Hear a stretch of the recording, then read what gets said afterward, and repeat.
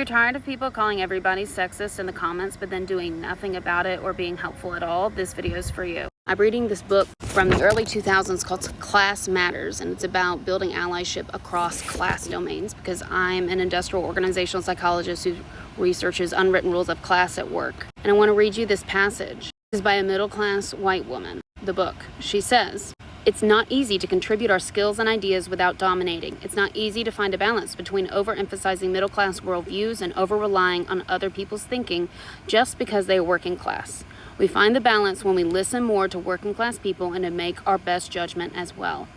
To me, the key to finding the balance is being well-informed about the particular nature of class oppression, and for those of us who are white, about the particular kinds of racism each ethnic group faces. Well-meaning people who don't learn enough aren't very useful, nor are people who turn their minds off and become passive followers. Let me give examples from the oppression I know best, from the downside. Sexism. There's a kind of man, let's call him the clueless humanist, whom I've met so often that I can quote him from memory. Quote, "I don't have any problem with women. I treat everyone alike, woman or man. Some of my best friends are women." Meanwhile, he's missing every sexist thing going on around him because he doesn't know the first thing about it. And as bad as the clueless humanist is the wannabe feminist wimp. We can't know what women go through. I follow women's lead. He has learned chapter and verse about sexism in the abstract, but he's too weak to actually help in real situations. It's easy for unscrupulous women to push him around or manipulate him into backing their side of a feud by implying that it would be sexist not to.